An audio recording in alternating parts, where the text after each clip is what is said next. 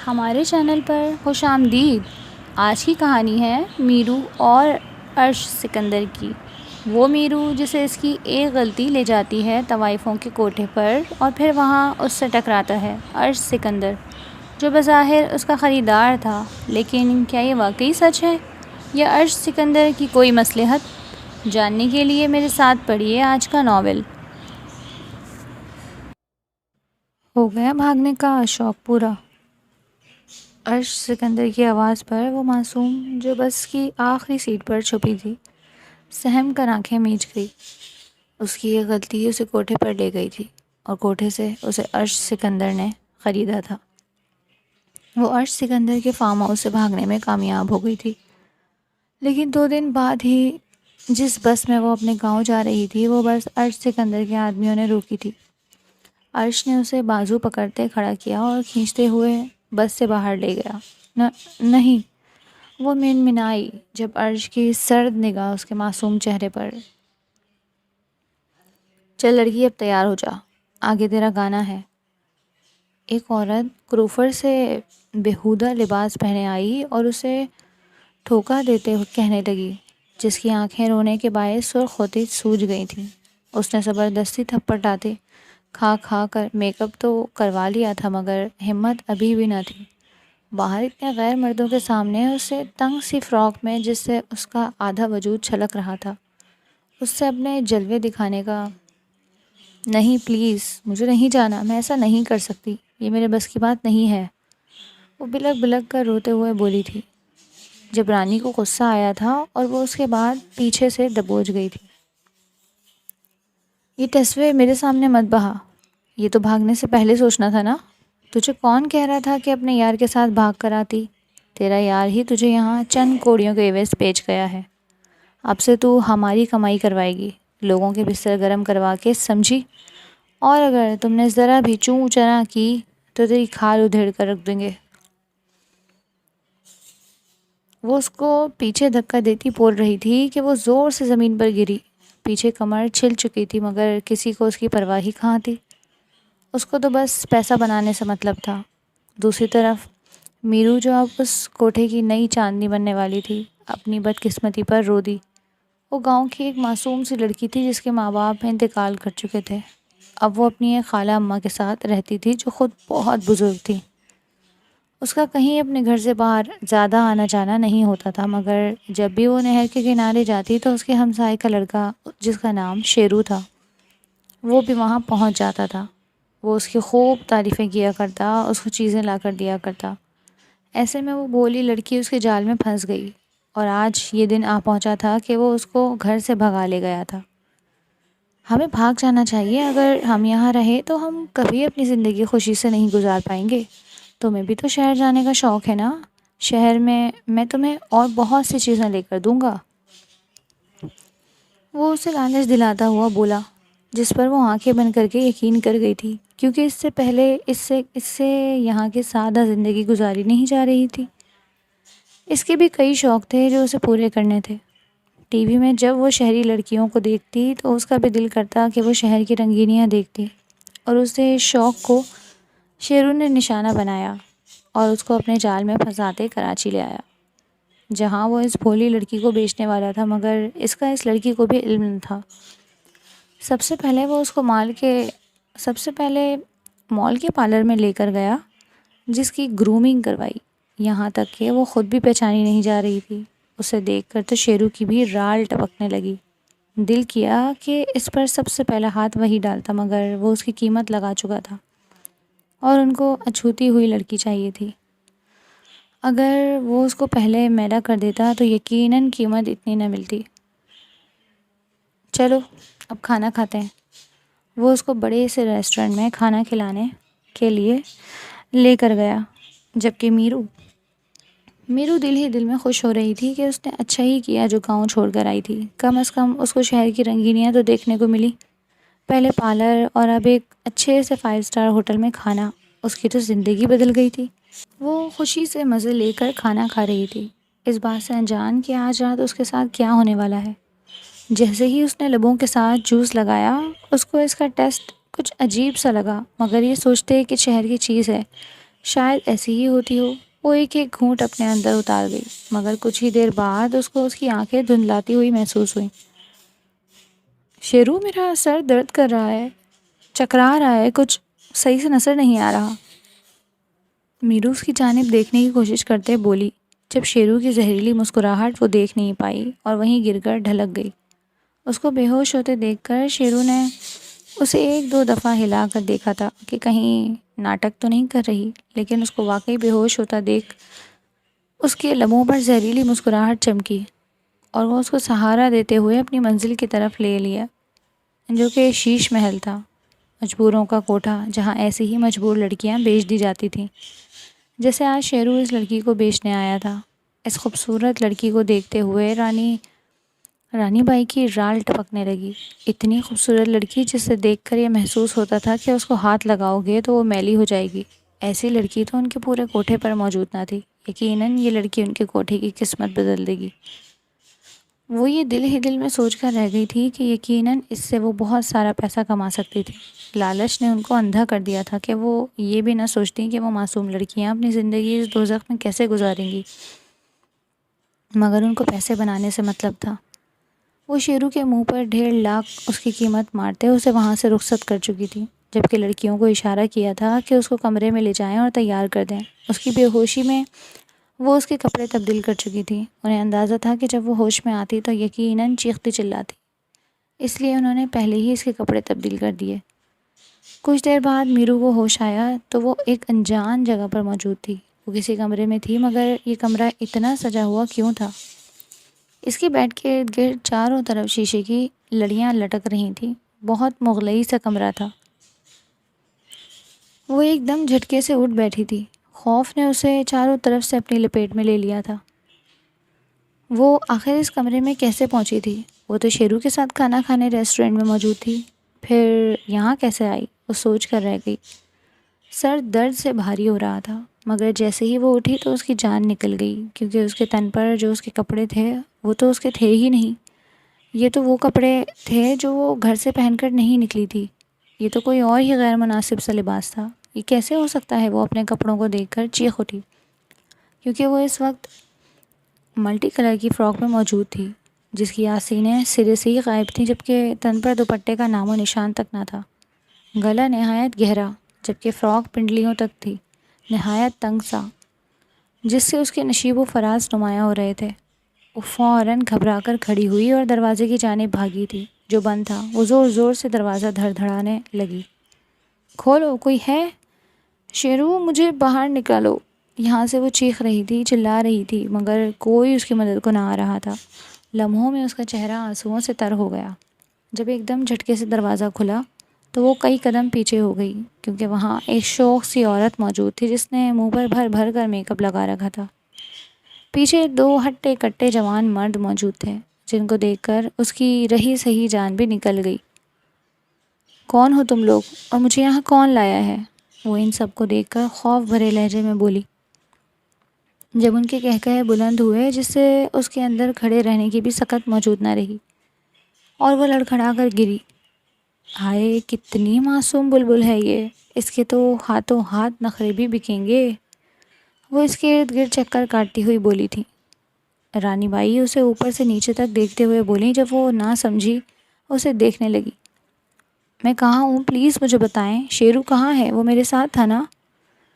وہ ان سے پوچھ بیٹھی تھی، جس پر وہ اس کی معصومانہ حرکت پر مسکرا دی، لیکن وہ مسکراہٹ اپنے اندر نہایت تلخی لیے ہوئے تھی۔ بی بی، ہوش میں آ جا۔ کیا تجھے ابھی تک ہوش نہیں آیا؟ وہ تیرا عاشق بیچ گیا ہے تجھے یہاں۔ یہ کوٹھا ہے، کوٹھا۔ یہاں لڑکیاں رہتی ہیں جنہیں لوگ چھوڑ جاتے ہیں، اور تجھے بھی وہ 1.5 لاکھ کے عوض بیچ گیا ہے، سمجھی؟ اب تیرا گھر یہی ہے اور تجھے وہی کرنا پڑے گا جو ہم کہیں گے، اور اگر تم نے ذرا سی بھی بھاگنے کی کوشش کی تو یہ یاد رکھنا، رانی بائی کو پر کترنے اچھے سے آتے ہیں۔ وہ اس کے منہ کو دبوچ کر پیچھے جھٹکا دیتی ہوئی بولی تھی، جس پر وہ پھٹی آنکھوں سے انہیں دیکھنے لگی۔ نہیں، یہ جھوٹ کہہ رہی ہیں، ایسا کیسے ہو سکتا ہے؟ وہ باہر بھاگنے لگی تھی جب اسے ان دونوں مردوں نے قابو کیا تھا اور پیچھے بیڈ پر لا پٹکا تھا۔ خبردار جو تم نے ذرا بھی زبان چلائی، ورنہ ابھی تیری یہ اکڑ اور زبان کاٹ کر رکھ دوں گا۔ مجھے مجبور مت کر کہ تیرے ایک ہی رات میں سارے کس بل نکال دوں۔ وہ خوفناک سا مرد اس پر دھاڑ اٹھا تھا جب وہ بری طرح کپ کپانے لگی تھی۔ انہوں نے مردوں کو اشارہ کیا تھا جس پر وہ باہر جا چکے تھے، اور لڑکیوں کو آگے بھیجا تھا کہ وہ اس کا میک اپ کر سکیں۔ وہ بری طرح چیخ رہی تھی، چلا رہی تھی، مگر رانی بائی کے قہر کو وہ جگا چکی تھی۔ وہ اس لیے وہ آگے آتے اسے دیکھ کر منہ پر ہاتھ تھپڑ رسید کر کے رہ گئی۔ اس کا ہونٹ کا کنارہ پھٹ گیا تھا۔ مجھے مجبور مت کر کہ میں تیرے یہ چہرے کا نقشہ بگاڑ دوں۔ آج تو باہر ضرور آ گئی اور ان سب کے ساتھ رقص کرے گی، سمجھی؟ وہ اس کو اس کی اوقات یاد دلاتے ہوئے بولی، جس پر وہ پھوٹ پھوٹ کر رو دی۔ پلیز مجھے یہاں سے جانے دیں، مجھے میرے گھر جانا ہے، میری خالہ اماں میرا انتظار کر رہی ہوں گی۔ وہ ان کے پیروں میں گرتی ہوئی بولی تھی، جس پر وہ پیر پیچھے جھٹک گئی۔ یہ تجھے بھاگنے سے پہلے سوچنا چاہیے تھا لڑکی، جو لڑکیاں اپنے گھر سے بھاگتی ہیں پھر ان کا آشیانہ یہی ہوتا ہے۔ وہ اس پر تنفر بھری نظر ڈالتے وہاں چلی گئی تھیں، جبکہ وہ لڑکیاں زبردستی اس کا ہاتھ تھام کر اس کا میک اپ کرنے لگی۔ اس گوری ملائی جیسے چہرے پر تو کوئی میک اپ کی ضرورت تک نہ تھی، مگر پھر بھی ہلکے سے ٹچ نے اس کی آتشہ وجود کو اور بھڑکا کر رکھ دیا تھا۔ لمحوں میں وہ تیار ہو گئی تھی، مگر وہ باہر نہ جانے پر بضد تھی کہ وہ باہر نہیں جائے گی۔ مگر باہر سے مردوں کے خوفناک کہے کی آواز آتے وہ اندر تک لرز کر رہ گئی تھی۔ آخر کیا ہو گیا جب وہ باہر جائے گی اور اسے کتنی آر پار ہوتی نظریں دیکھیں گی؟ وہ سوچ کر ہی خوف سے روتی جا رہی تھی۔ چل لڑکی، اب تیار ہو جا، آگے تیرا ہی گانا ہے، چل میرے ساتھ باہر۔ رانی بائی کروفر سے بیہودہ لباس پہنے آئیں اور اسے ٹھوکا دیتے کہنے لگیں، جس کی آگے رونے کے باعث سرخ ہو سوج گئی تھی۔ اس نے زبردستی تھپڑ لاتیں کھا کھا کر میک اپ تو کروا لیا تھا، مگر ہمت ابھی بھی نہ تھی۔ باہر اتنے غیر مردوں کے سامنے اسے تنگ سی فراک میں جس سے اس کا آدھا وجود چھلک رہا تھا، اس سے اپنے جلوے دکھانے کا۔ مجھے نہیں جانا۔ اس کی کہنے کی دیر تھی کہ رانی بائی تیر کی تیزی سے اس تک پہنچی اور اس کا گلا دبوچتے ہوئے غرائیں، اگر ایک دفعہ بھی اور کہا کہ نہیں جانا تو یہیں کھڑے کھڑے تیری جان نکال دوں گی۔ ارے اسے اس لڑکی کا حشر تو دکھاؤ۔ اس کے اشارہ کرنے پر کچھ لڑکیاں اس لڑکی کو لے آئیں جو کچھ دیر پہلے کافی ضد کر رہی تھی۔ اس کو اس کی کمر دکھائی گئی جو نیل و نیل ہوئی پڑی تھی، اور ماس ادھر سے اکھڑا سا گیا تھا۔ اس کی حالت، وہ کاٹو تو بدن میں لہو نہیں والی تھی کہ اگر اس نے نہ یہ سب کیا تو اس کا یہ انجام ہوگا۔ یہ سوچ آتے ہی اس کا دل پھٹنے لگا۔ وہ ساکت وجود لیے ان کے ساتھ کھنچتی چلی گئی اور باہر آ گئی تھی، جہاں مرد ان کو دیکھ کر پاگل ہو چکے تھے اور چیخیں مارنے لگے تھے، کچھ پیسے اڑانے لگے تھے۔ باقی لڑکیاں جو پہلے سے ٹرینڈ تھیں اس کے ارد گرد گھومتی ہوئی رقص کرنے لگی تھیں، جبکہ وہ ساکت سی بت بنے کھڑی ہوئی تھی۔ اس کے وجود میں کوئی جنبش نہ ہو رہی تھی۔ اسے دیکھ کر رانی بائی دانت پیس رہی تھی، مگر اب اس کو سامنے سے کھینچ کر ہٹا بھی نہیں سکتی تھی، کیونکہ بہت سے مردوں کی نظریں اسی پر اٹک چکی تھی جو کہیں اور دیکھنے کا نام ہی نہیں لے رہے تھے۔ ایسے میں رانی بائی کی بدتیسی باہر آ چکی تھی۔ یقیناً آج ان کی ڈھیروں ڈھیر کمائی ہونے والی تھی۔ وہ دل میں اندر ہی اندر خوش ہو رہی تھی۔ تو جناب، یہ ہمارا نیا پیس ہے، کیسا لگا آپ کو؟ اس کے ایک اونچی آواز میں پوچھنے پر سارے مرد جیسے کوٹھا سر پر اٹھا چکے تھے۔ بہت پسند آیا، بہت پسند آیا کا شور ہر طرف گونج اٹھا تھا۔ تو آج کون سب سے پہلے اس کی قیمت ادا کرنا چاہتا ہے ایک رات کی؟ اس کے کہنے کی دیر تھی کہ اس پر پیسوں کی برسات شروع ہو گئی، جو اسے کسی زہریلے ناگوں سے کم نہیں لگ رہی تھی۔ ایک ایک پیسہ اسے ایک ایک ڈنک کی طرح ڈس رہا تھا۔ بے عزتی کے ایسے تماچے پڑ رہے تھے اس کے منہ پر کہ اس کا وجود مرنے کے قابل بھی نہ رہا۔ وہ زندہ لاش بنے کھڑی تھی، مگر جیسے ایک آواز نے سب لوگوں کو ساکت کر دیا تھا، اسے میں لے کر جاؤں گا۔ یہ آواز کسی اور کی نہیں بلکہ عرش سکندر کی تھی۔ عرش سکندر کو کون نہیں جانتا تھا؟ وہ ایک دنیا کا جانا مانا انسان تھا، کیونکہ اس کا بزنس پاکستان بھر میں مشہور تھا۔ ہر کوئی اس کے آگے جھکتا پھرتا، مگر اس کا ایک یہ واحد برا شوق تھا جو اسے کوٹھے پر لے آتا۔ یہاں آ کر وہ لڑکیوں کا رقص دیکھتا تھا، کیونکہ اس کو اپنے گھر میں سکون محسوس نہ ہوتا تھا۔ اس کے دوستوں نے اسے بتایا تھا کہ کوٹھے میں سکون ملتا ہے، اس لیے وہ وہاں آ جایا کرتا تھا۔ وہ کبھی کسی لڑکی کے ساتھ رات تو رنگین نہیں کرتا تھا، مگر وہاں ان کا رقص ضرور دیکھا کرتا تھا، کچھ ہی دیر کے لیے ہی صحیح، مگر اس کا دھیان دنیا کی باقی بیزار چیزوں سے ہٹ جاتا اور ان کے رقص پر لگ جاتا۔ آج بھی وہ ایسی ہی ایک شام گزارنے آیا تھا۔ جب اس کی نظر سامنے کھڑی حسینہ پر پڑی تو اس کو لگا اس کے دل کی دنیا لٹ چکی ہے۔ ایسا اس کے ساتھ پہلے کبھی نہیں ہوا تھا، مگر آج ہی کیوں ہوا؟ اس کے ساتھ یہ سب وہ دل پر ہاتھ رکھے سوچ رہا تھا، جس کی دھڑکن لمحہ بلمحہ تیز ہوتی جا رہی تھی۔ اس لڑکی کی پلکوں کی جھالر نیچے گری ہوئی تھی۔ اس نے ایک دفعہ بھی نظریں اٹھا کر سامنے تک نہ دیکھا۔ ہونٹ لرز رہے تھے، ہاتھوں کی مٹھیاں بھینچ رہی تھیں۔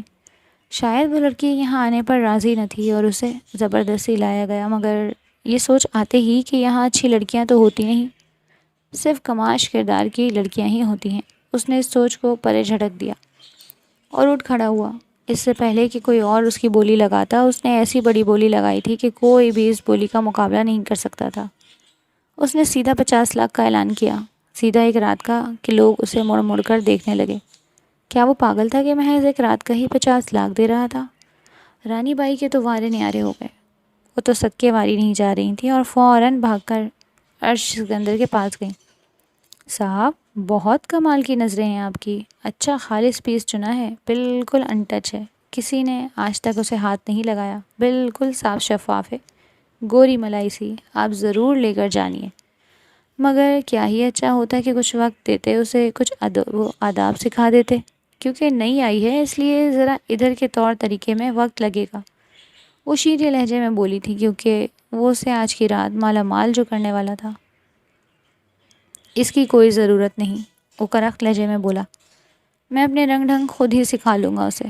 وہ سرسراتے لہجے میں کہتے اس کے قریب آیا اور اس کے نزدیک جاتے اس کی تھوڑی کے نیچے انگلیاں رکھتے اس کا چہرہ ایک دم اوپر کیا کہ دونوں کی نظریں ایک دوسرے کی نظروں سے اٹک کر رہ گئی تھیں۔ ایک کی نظریں سرخی لیے تھیں، جبکہ دوسرے کی آنکھوں میں جاننے کا تجسس۔ یہ لو تمہارے پیسے، میں جا رہا ہوں اس کو لے کر۔ وہ اس کے ہاتھ میں 1 کروڑ تھماتے ہوئے بولا، جس پر وہ پھٹی آنکھوں سے اسے دیکھنے لگی۔ صاحب جی، اتنے پیسے؟ وہ اس کی طرف دیکھ کر بولی، کیونکہ مجھے یہ ایک رات کے لیے نہیں چاہیے تھی۔ وہ اس کی معنی خیز بات سن کر اس نے مکروہ سا کہکا لگایا، جبکہ وہ اسے لے گیا تھا، کوٹے سے گھسیٹتے وہاں سے لے کر نکلتا چلا گیا۔ پیچھے سارے دل محسوس کر رہے تھے کہ وہ رانی ان کے ہاتھ میں نہیں آ پائی۔ چھوڑو مجھے پلیز، چھوڑو مجھے، جانے دو، میں ایسی لڑکی نہیں ہوں، میرا کوئی قصور نہیں ہے، یہاں مجھے زبردستی بن کر کے رکھا گیا ہے، تمہارا بہت احسان ہوگا، مجھے جانے دو یہاں سے۔ وہ اس کے ساتھ گھسیٹتی چلی جا رہی تھی، ساتھ ساتھ وہ اسے چلتے ملتے کر رہی تھی۔ یہ تمہیں یہاں آنے سے پہلے سوچنا چاہیے تھا۔ میرے سامنے یوں آنکھوں سے آنسو بہا کر مجھے اپنے جال میں پھنسانا چاہتی ہو، مجھے یقین دلانا چاہتی ہو کہ تم بالکل پاک دامن ہو، تمہارا کسی کے ساتھ کوئی افیئر نہیں رہا، یہی بتانا چاہتی ہو نا؟ وہ اس کو ایک دم گاڑی میں پٹکتے ہوئے تیز رش ڈرائیونگ کرتے ہوئے بولا، جس پر وہ رونے لگی۔ میرا یقین کرے، میں ایسی نہیں ہوں، مجھے یہاں دھوکے سے لایا گیا ہے، آخر آپ کیوں میری بات نہیں سن رہے؟ وہ اس کی طرف منہ کرتے ہوئے چیخی اور اگلی پل تیزی سے دروازہ کھولنے کی کوشش کی تھی، گاڑی کا، جس سے عرش پہلے ہی لاک لگا چکا تھا۔ تمہاری یہ بھاگنے کی کوشش بیکار ہے لڑکی، کیونکہ عرش سکندر سے آج تک کوئی چڑیا بھاگ نہیں پائی جو آج تم بھاگ سکو گی۔ مجھے دھوکہ دینا اس دنیا کے نہایت مشکل کاموں میں سے ایک کام ہے۔ میری جان، آج تم میرے ساتھ ہی رہو گی اور میں خود یہ یقین کروں گا کہ تم کتنی پارسا ہو۔ وہ اس کے چہرے پر ایک لکیر کھینچتے ہوئے، جس پر وہ اس کا ہاتھ جھٹک کر رہ گئی۔ جانے کیوں عرش کو وہ زیادہ ہی پسند آتی جا رہی تھی، ایسا کبھی اس کے ساتھ نہ ہوا تھا۔ وہ تو لڑکی ذات تک سے نفرت کرتا تھا، اس کے قریب بھی جانا پسند نہیں کرتا، مگر یہ لڑکی اسے بری طرح اٹریکٹ کر رہی تھی، اسے اپنی جانب مائل کر رہی تھی، کچھ نہ کر کے بھی، اور یہی چیز عرش سکندر کو مزہ دے رہی تھی کہ وہ جان بوجھ کر اسے بار بار چھیڑ رہا تھا۔ ہاتھ مت لگائیں، وہ اس کا ہاتھ جھٹکتے ہوئے چلائی تھی، جب اگلے ہی لمحے وہ اس کی پوری کلائی تھام گیا۔ اگر تم نہیں چاہتی میں گاڑی میں ہی شروع ہو جاؤں تو اپنا منہ بند رکھو، یقیناً بعد میں تمہارا منہ اچھی طرح بند کروں گا۔ وہ اس کو زج کرتے ہوئے بولا۔ جیسے ہی وہ اپنے مینشن میں پہنچے، گاڑی کا دروازہ اس کے باہر نوکروں نے کھولا اور اس کو زبردستی تھامتے ہوئے باہر نکلا تھا۔ جب وہ وہاں سے بھاگنے لگی تھی۔ اس کی چالاکیاں محسوس کرتے ہوئے اگلے ہی پل عرش کو اپنے کندھے پہ لاد چکا تھا اور بڑے مزے سے اندر کی جانب جانے لگا۔ وہ اس کے کمرے میں مکے برسا رہی تھی مگر عرش سکندر کے کندھے پر کوئی اثر نہ ہوا۔ بس اندر پہنچ لیں، جانے من جیسا چاہے سلوک کرنا ویسا کرو، مگر تمہیں بالکل بھی نہیں چھوڑنے والا۔ آج تو تم میرے ساتھ میرے رنگ میں رنگو گی، لازمی۔ وہ اس کو کمرے میں لا کر بیڈ پر پٹکتے ہوئے بولا، ساتھ ہی کمرے کا دروازہ لاک کیا، کیونکہ اسے اندازہ تھا کہ لڑکی جو ایک دفعہ بھاگ سکتی ہے وہ بار بار بھی بھاگ سکتی ہے۔ پلیز نہیں، میرے قریب مت آنا، تم مجھے جانتے نہیں ابھی، وہ اسے دھمکی دیتے ہوئے بولی تھی، جبکہ اس معصوم کا یہ دھمکی دیتا انداز عرش سکندر کا دل بری طرح مچلا گیا۔ اف یار، ایسا کرو گی تو معاملہ جان لیوا ہو جائے گا۔ آج تک میری زندگی میں اس کمرے تک کوئی اور عورت پہنچ نہیں پائی، لیکن تم وہ پہلی لڑکی ہو جسے میں اس کمرے میں لایا ہوں۔ تمہیں تو اس بات پر فخر محسوس کرنا چاہیے، وہ اس کے قریب آتے ہوئے بولا تھا۔ کوٹ ادھار کے وہ اپنا صوفے پر پھینک چکا تھا، جبکہ اس کی ایک ایک حرکت میرو کو بری طرح ڈرا رہی تھی۔ آگے وہ اس کے ساتھ کیا کرنے کا ارادہ رکھتا تھا، اس کی چھٹی حس بری طرح اسے خطرے سے آگاہ کر رہی تھی۔ جیسے جیسے وہ اس کے قریب آ رہا تھا ویسے ویسے اس کے پیچھے کھسک رہی تھی۔ جیسے ہی وہ پیچھے لکڑی سے جا ٹکرائی تو اس کا پاؤں کھینچتے عرش سکندر اسے ایک لمحے میں اپنے قریب ترین کر گیا۔ کیا آپ بیڈ کے اندر گھسنا چاہتی ہو؟ وہ اس کو دیکھتے ہوئے اس کا ایک ایک نقش ازبر کرتے ہوئے بولا، جس پر وہ نفی میں سر ہلانے لگی۔ دیکھیں، پلیز مجھے جانے دیں، یہاں سے آپ مجھے چھوڑ دیں، آپ تو بہت اچھے انسان ہیں، پلیز میں آپ کا یہ احسان کبھی نہیں بھولوں گی، وہ سسکتے ہوئے بولی تھی، جب سکندر اونچی اونچی ہنس دیا۔ کیا کہا تم نے؟ میرا احسان نہیں بھولو گی؟ مگر ڈیئر، میں تو تم پر کوئی احسان کرنا ہی نہیں چاہتا۔ تو پھر اتارو گی کیسے؟ کیونکہ مجھے آج تم ہر حال میں چاہیے ہو، تمہارے بغیر اب میں ایک پل بھی نہیں گزاروں گا، تمہارے بغیر میں نے اتنے دن پتہ نہیں کیسے گزار لیے۔ تمہیں یہ یقین ہونا چاہیے کہ تمہارا 1 کروڑ ادا کر کے آیا ہوں، کیا تم میرا پیسہ واپس کر سکتی ہو؟ وہ اس کو زج کرتے ہوئے بولا۔ اسے زج کرنے میں بہت مزہ آ رہا تھا، اس کے چہرے کے اڑتے ہوئے تاثرات، سفید پڑتے رنگ اس کو مزہ دے رہے تھے، اس لیے وہ اس کو تنگ کر رہا تھا۔ پیسے تو نہیں ہیں میرے پاس، وہ سوں سوں کرتے ہوئے بولی۔ ہاں، پھر کیا کرو گی میرے ساتھ رہ کر؟ میرے ساتھ رہ کر ہی ہر جانا ادا کرنا پڑے گا، وہ اس کے اوپر جھکتے بولا۔ میرو کی سانسیں عرش کی سانسوں سے الجھ رہی تھیں۔ عرش جیسے ہی اس کے اور قریب ہوا اس کا وجود اس پر جھکنے لگا۔ میرو کا دل ایسے دھڑک رہا تھا جیسے ابھی پھٹ جائے گا۔ دیکھو پلیز، وہ آخری بار بمشکل لب ہلا پائی تھی، مگر عرش کے لبوں پر ایک عجیب سا تبسم تھا۔ تم کچھ اور کہنے سے پہلے ہی خود کو میرے حوالے کر چکی ہو لڑکی، کیونکہ تمہاری قیمت ادا ہو چکی ہے۔ شش! اس سے پہلے کہ وہ اس پر جھکتا، عرش کی جیب میں رکھا فون تیز آواز میں بج اٹھا۔ وہ جھنجھلا کر پیچھے ہٹا، غصے سے فون دیکھا اور کال اٹھائی۔ ہاں فہد، کیا موت آ پڑی ہے؟ کیا ابھی کے ابھی؟ اوکے، میں نکل رہا ہوں۔ اس کے لب یہ کہتے ہوئے بھیج گئے تھے۔ کچھ لمحے وہ میرو کو گھور کر دیکھتا رہا جیسے دل ہی دل میں کچھ طے کر رہا ہو، پھر تیزی سے فون کان پر لگایا اور کمرے سے نکل گیا۔ دروازے کے بند ہونے کی آواز کے ساتھ ہی جیسے میرو کی سانسیں بھی بحال ہو گئی تھیں۔ وہ ساکت آنکھوں سے دروازے کو دیکھ رہی تھی، جسے ابھی بھی یقین نہیں آ رہا ہو کہ وہ بچ گئی ہے۔ میں بچ گئی، اس کے منہ سے لرزتے ہوئے نکلا۔ وہ تیزی سے بیڈ سے اٹھی، کمرے میں ادھر ادھر نظریں دوڑائیں تو کچھ نہ ملا، تو کھڑکی کی طرف بڑھی۔ کھڑکی اندر سے ہلکی سی کھلی ہوئی تھی۔ میرو نے بمشکل کھڑکی کا پٹ کھسکایا اور دبے قدموں سے باہر نکل گئی۔ نیچے لان میں سناٹا تھا، دور گھر کے ایک کونے میں 2 ملازم فون میں مگن تھے۔ میرو نے جوتے بھی اتار دیے تاکہ آواز نہ آئے۔ ننگے پاؤں گیلی گھاس پر چلتے ہوئے وہ عقبی دروازے سے نکلتی چلی گئی۔ راستہ لمبا تھا اور ویران بھی، مگر اب وہ رک نہیں سکتی تھی، اسے واپس جانا تھا۔ اس نے بھاگنے کے لیے گاؤں کا راستہ چنا۔ رات کی سیاہی اور خاموشی میں وہ پاگلوں کی طرح دوڑ رہی تھی، پاؤں میں کانٹے چبھ رہے تھے، کپڑے جھاڑیوں سے پھٹتے جا رہے تھے، اٹک کر اور آنکھوں سے آنسو مسلسل بہہ رہے تھے۔ جنگل گہرا ہوتا جا رہا تھا۔ رات کی ٹھنڈی ہوا میں خوف کی خنکی شامل ہو گئی۔ میرو گرتی پڑتی جنگل سے باہر نکل چکی تھی، جہاں بس اسٹاپ کو دیکھتے اس کی آنکھیں چمکی۔ یا اللہ، پلیز مجھے بچا لینا، وہ بڑبڑا رہی تھی۔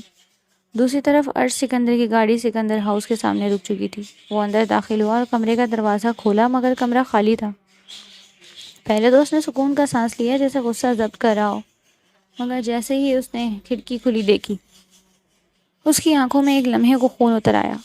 لڑکی، بس یہی نام اس کی زبان سے نکلا اور وہ تیزی سے پلٹا۔ فون نکالتے اس نے اپنے خاص بندوں کو ہدایت دی اور اپنی گاڑی کی طرف بڑھا۔ اس بار اگر تم ہاتھ آئی تو تمہارے پاؤں ضرور توڑ دوں گا جانے من، تاکہ تم مجھ سے بار بار بھاگ نہ پاؤ۔ میرو کے جسم پر خراشیں پڑی تھیں، خوبصورت کپڑے گیلی مٹی میں لت پت تھے، مگر اس نے خود کو اس دوپٹے سے تھام رکھا تھا اور وہاں سے ایک گری ہوئی چادر سے خود کو ڈھانپ لیا تھا تاکہ اسے لوگ مشکوک نظروں سے نہ دیکھیں۔ وہ مطمئن تھی کیونکہ وہاں اسے بھاگ کر آتے ڈریسنگ پر رکھی کچھ رقم اٹھا لی تھی، کیونکہ وہ اس رقم سے بس کی ٹکٹ خریدتے اپنی گاؤں کی بس میں بیٹھ چکی تھی۔ کم از کم وہ اب آزاد تھی، یا شاید نہیں۔ ابھی وہ جیسے ہی وہ سوچ رہی تھی جب اچانک ہر بڑی مچ گئی۔ لوگ افراتفری میں اندر داخل ہونے لگے۔ کون تھے یہ لوگ جو اس وقت بس میں سوار ہونے لگے تھے اور لوگوں کا چہرہ بہت غور سے دیکھنے لگے تھے؟ ابھی وہ اسی سوچ میں تھی کہ ارش سکندر بس کے اندر داخل ہوا اور اس کو دیکھ کر میرو کا رنگ لمحوں میں اڑا۔ وہ کروفر سے آگے بڑھ رہا تھا۔ جب اس نے کونے میں بیٹھی خوف سے کپکپاتی ہوئی اس لڑکی کو دیکھا جو آج ہی اس کے گھر سے فرار ہوئی تھی، اس کو دیکھ کر ارش سکندر کے لبوں پر تمسخرانہ مسکراہٹ ابھری۔ آپ کہاں جاؤ گی مجھ سے بچ کر سوئٹ ہارٹ؟ ارش کی سرسراتی آواز گونجی تھی وہاں، اور اگلے ہی لمحے وہ اس کے سامنے آ چکا تھا۔ آنکھوں میں شعلے دہک رہے تھے جبکہ سانسیں بے قابو ہو رہی تھیں۔ نہیں پلیز ارش جی۔ میرو پیچھے ہٹنے لگی تھی خوف سے، مگر اب کوئی راہ نہ بچی۔ ارش نے ایک ہی جست میں اسے دبوچ لیا اور کندھے پر ڈالا۔ سب کے سامنے اسے کسی کی پرواہ نہیں تھی۔ وہ سب سے مدد مانگ رہی تھی مگر کوئی آگے نہ بڑھا۔ چلو اب تمہیں لگ پتہ جائے گا کہ بھاگنے کی قیمت کیا ہوتی ہے۔ گھر واپس آ کر وہ سیدھا اس کو بیڈ روم میں لایا اور دروازہ لاک کرتے اس کو بیڈ پہ پھینک کر بولا، اب اگر تم دوبارہ بھاگی تو صرف پاؤں نہیں توڑوں گا، یاد رکھنا۔ میرو ساکت بیٹھی رہ گئی۔ ارش ایک لمحے کو رکا اور پھر اپنی سانسیں قابو پاتے بولا۔ وہ اپنی ٹینشن دور کرنے کے لیے سگریٹ سلگانے لگا، جبکہ میرو دوپٹے کو بار بار ٹھیک کرتے ہوئے اپنے ناخن کچل رہی تھی۔ کیا تمہیں میرا لمس ناپسند ہے؟ ارش کی آواز اچانک گونجی تو میرو کی ریڑھ کی ہڈی میں سنسناہٹ سی دوڑ گئی۔ ارش اٹھا اور آہستہ سے اس کے قریب آیا۔ کیا تم یہ سب ڈرامہ اس لیے کر رہی ہو کہ میں تم پر ترس کھاؤں، یا یہ بھی کوئی نیا ہتھیار ہے؟ وہ اب بالکل قریب آ چکا تھا۔ میرو نے نگاہ اٹھاتے اس کی آنکھوں میں آنکھیں ڈال دیکھا۔ اگر تم میرے قریب آنا چاہتے ہو تو مجھ سے نکاح کر لو۔ اس کی بات پر کمرے کی فضا جیسے ٹھہر سی گئی۔ ارش کے چہرے پر ایک لمحے کو حیرت ابھری اور پھر ہنسی قہقہے میں بدل گئی۔ واہ، نکاح! تم جیسی لڑکیوں کی زبان پر یہ لفظ بڑا عجیب لگتا ہے۔ نہیں، ہاں میں ایسی لڑکی ہی ہوں جو اپنی عزت بچانے کے لیے آپ جیسے شخص سے نکاح کرنے کو تیار ہے، کیونکہ مجھے اپنی عزت عزیز ہے۔ ارش کے چہرے پر مسکراہٹ اب بھی جمی تھی، مگر وہ آنکھوں میں ایک چمک سی آ گئی تھی۔ وہ تھوڑا پیچھے ہٹا اور صوفے پر بیٹھا اور ایک آئی برو اچکا کر بولا، یعنی تم دوسرے لفظوں میں میرے لمس کو ٹھکرا رہی ہو؟ نہیں، میں اپنے آپ کو بچا رہی ہوں، اور اگر میں انکار کر دوں تو تم چاہو جتنی زبردستی کر لو، میں خود کو تمہارے حوالے نہیں کروں گی، مر جاؤں گی مگر تمہارا کھلونا نہیں بنوں گی۔ یہ سن کر ارش خاموش سا ہو گیا۔ دل جیسے اقرار کرنا چاہ رہا تھا کہ وہ ایسی عورت نہیں ہے۔ اس نے سگریٹ بجھایا اور اس کے قریب آتے اس کی آنکھوں میں جھانکا۔ کیا واقعی تم چاہتی ہو میرے ساتھ نکاح کرنا؟ نہیں چاہتی تو کہتی ہی کیوں؟ کیونکہ میں وہ لڑکی نہیں ہوں جو صرف جسم کی ہوس کے لیے کسی کے بھی قریب آ جائے۔ ٹھیک ہے، تم جیت گئیں، میں نکاح کروں گا، لیکن یاد رکھنا تم ارش سکندر کی بیوی بنو گی، کھلونا ہرگز نہیں۔ اس لیے اب حساب زندگی بھر کا ہوگا، صرف ایک رات کا نہیں، اس لیے خود کو تیار کر لو۔ میرو کو جیسے برسوں بعد دل کو تھوڑا سا سکون ملا تھا۔ ان لوگوں کا افراتفری میں نکاح ہوا تھا، آخر کار وہ اس کے حصے میں آ ہی گئی تھی۔ بھائی کو اس نے وارن کر دیا تھا کہ دوبارہ یہاں کا رخ کرنے کی ضرورت نہیں ہے اس کو، مگر اس نے یہ نہیں بتایا تھا کہ وہ اس سے نکاح کر چکا ہے۔ رانی بھائی ہاتھ ملتی رہ گئی کیونکہ اس کو ایسی چڑیا کا ہاتھ سے نکل جانا ایک آنکھ نہیں بھا رہا تھا۔ کل کی رات ارش نے اسے کمرے میں تنہا چھوڑ دیا تھا، مگر آج وہ نکاح کے بعد مسکراتے ہوئے اس کے سامنے آیا، جبکہ وہ اب بھی اسے ڈر کر دور ہی ہو رہی تھی۔ دس از ناٹ فیئر، اب تو ہمارا نکاح ہو چکا ہے اور اب بھی تم مجھ سے دور بھاگ رہی ہو۔ یہ کہاں کا انصاف ہے؟ وہ اس کے قریب جاتے ہوئے اس کی چادر اتارتے بولا، جس پر وہ خوف سے آنکھیں میچ گئی۔ اس کے ڈر کا احساس کرتے ہوئے وہ اس کی آنکھوں پر پھونک مار کر رہ گیا، جس پر اس نے فوراً اسے آنکھیں کھول دیں۔ تمہیں اگر یہ لگ رہا ہے کہ میں تمہاری عزت کے ساتھ کھلواڑ کرنے لگا ہوں تو تمہیں بہت غلط لگ رہا ہے۔ میرا ایسا کل بھی کرنے کا کوئی ارادہ نہیں تھا۔ میں تمہیں جانچنا چاہتا تھا کہ تم کس کردار کی لڑکی ہو۔ اگر تم کچے کردار کی ہوتی اور میری دولت پر بکھر جاتی تو یقیناً میں تمہیں وہیں رات دوبارہ چھوڑ آتا، مگر تم نے ایسا نہیں کیا۔ میں صرف ایک ذریعہ بنا ہوں تمہیں وہاں سے نکالنے کا، لیکن تم تو کل میرے ہی گھر سے بھاگ گئی۔ یارا، اب میں تم سے یہی سوال کروں گا کہ تم وہاں آخر پہنچی کیسے تھیں، اور میری بات کا بالکل سچ سچ جواب دینا۔ اگر تم نے جھوٹ کہا تو مجھے پھر بھی پتہ چل جائے گا، اس لیے یہاں بیٹھو اور مجھے ایک ایک لفظ سچ بتانا شروع کرو۔ اس کی بات سن کر میرو ششدر سی رہ گئی تھی، کیونکہ ایسا فرشتہ تو اس نے کہیں بھی نہیں دیکھا تھا جو اس کی جہنم سے نجات کا ذریعہ بنا۔ وہ پھوٹ پھوٹ کر رو دی اور سجدہ شکر کا بجا لائی، کیونکہ اس کا اللہ تعالیٰ نے میرو کے لیے فرشتہ بنا کر بھیجا تھا، جس کا وہ جتنا شکر ادا کرتی اپنے خدا کا اتنا کم تھا۔ آپ سچ کہہ رہے ہیں نا؟ وہ پھر بھی خوف کے زیر اثر بولی تو وہ کھل کر مسکرا دیا اور اس کے سامنے بیٹھتا ہوا اس کے آگے کارڈ لا کر کھولا، جہاں صاف ظاہر تھا کہ وہ ISI کا ایک ایجنٹ تھا۔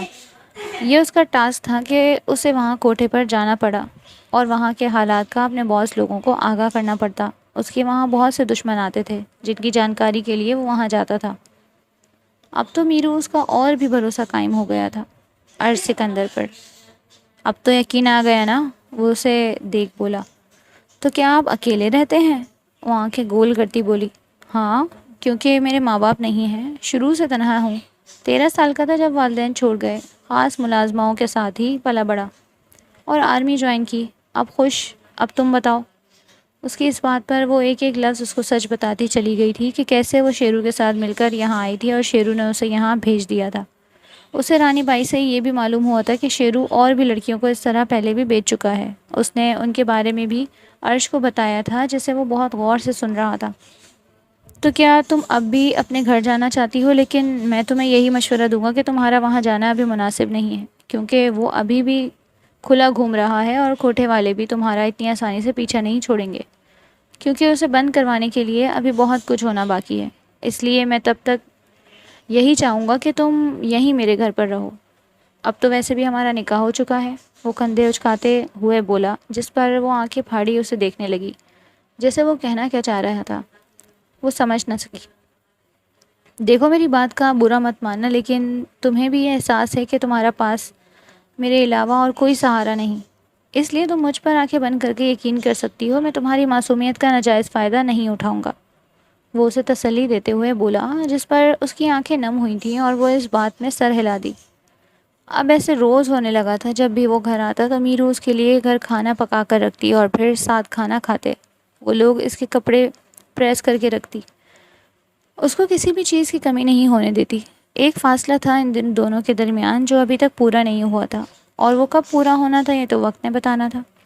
آہستہ آہستہ ایک دوسرے کے قریب آ رہے تھے، اتنا کہ ان دونوں کو ایک دوسرے کی عادت پڑ چکی تھی۔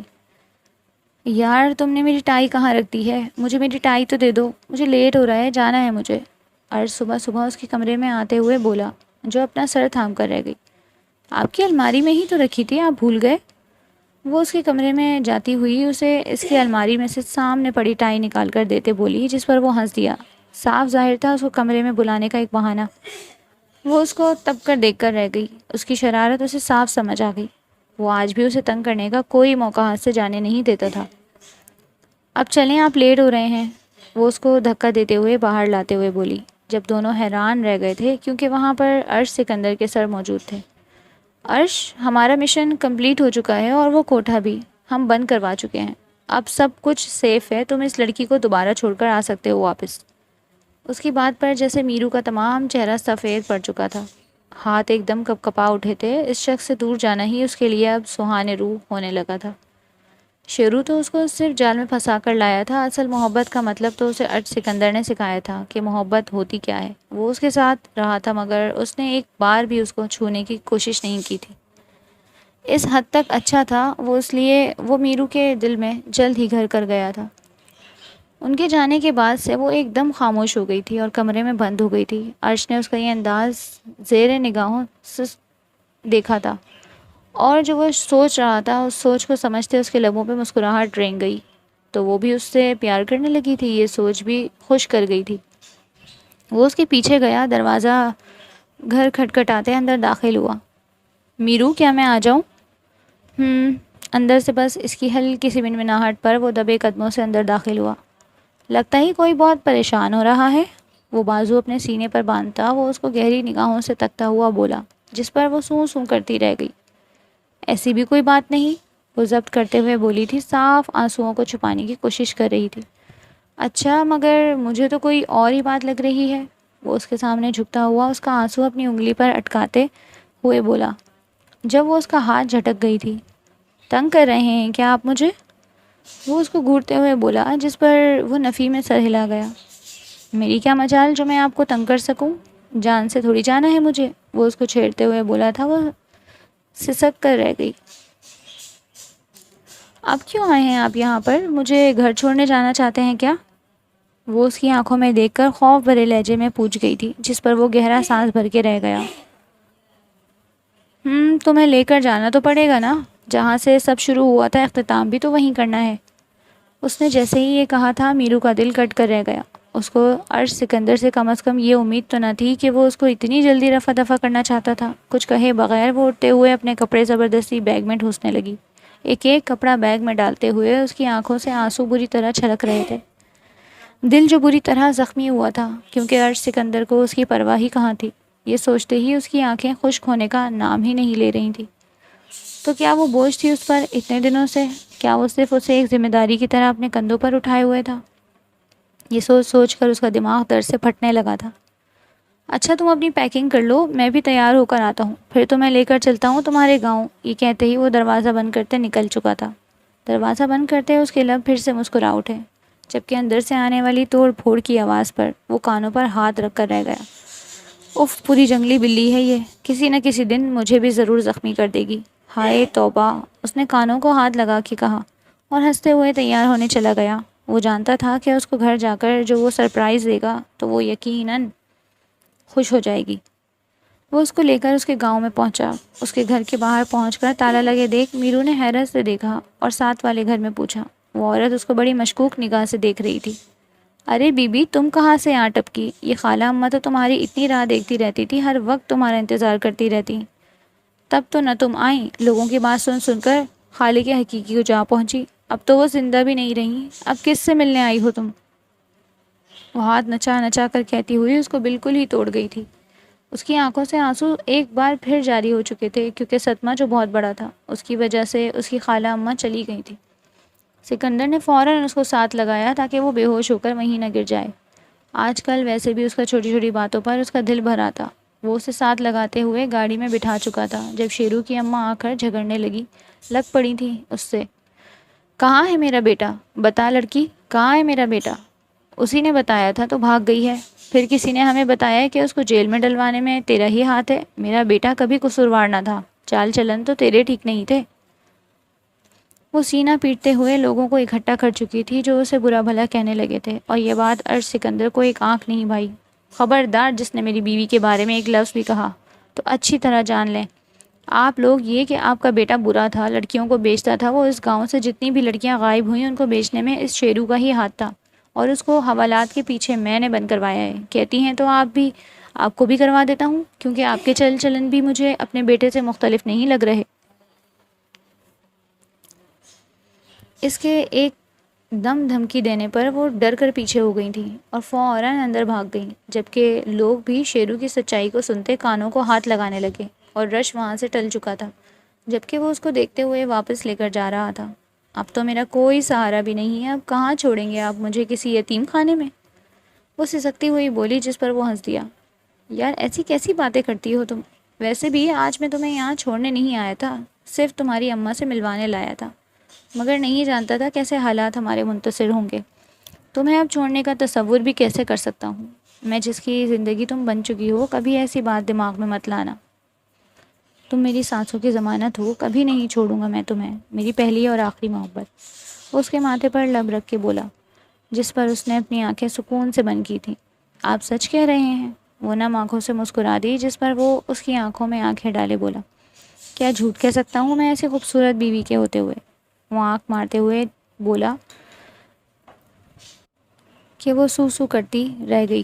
اس روز کے ایک ہفتے بعد عرش نے اپنے کمرے کو دلہنوں کی طرح سجایا تھا اور اسے بھی سرخ جوڑا پہنوایا تھا، اور بیڈ پر بٹھاتے اس کے ہاتھ میں ہیرے کی انگوٹھی سجائی تھی جو اس کے ہاتھ میں بہت پیاری لگ رہی تھی۔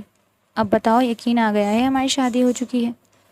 وہ اس کی آنکھوں میں دیکھتے ہوئے شریر نگاہوں سے بول رہا تھا، جس پر وہ کھلکھلاتے ہوئے ہنس دی۔ جی بالکل، وہ سر اس بات میں ہلاتے ہوئے بول رہی تھی تو وہ اس کی ہتھیلی پر رب رکھ کر رہ گیا۔ ایسے ہی ہمیشہ مسکراتے رہنا، کیونکہ تمہارے مسکرانے میں ہی میری خوشی ہے۔ اگر آئندہ ایسا کبھی بھی لگے کہ تم میری زندگی میں غیر ضروری ہو تو بلا جھجک میرے کان پکڑ لینا، کیونکہ میری زندگی کا کل واحد اثاثہ ہو تم۔ مجھے کبھی چھوڑ کر مت جانا۔ میرے ماں باپ کے بعد ایک تم ہی ہو جس سے میری پوری زندگی وابستہ ہے، یہ بات ہمیشہ یاد رکھنا جانے عرش۔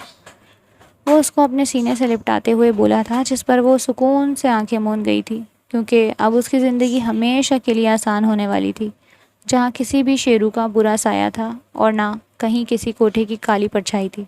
اب وہ صرف اور صرف اپنے عرش سکندر کی محبت بھری آغوش میں زندگی گزارنے والی تھی۔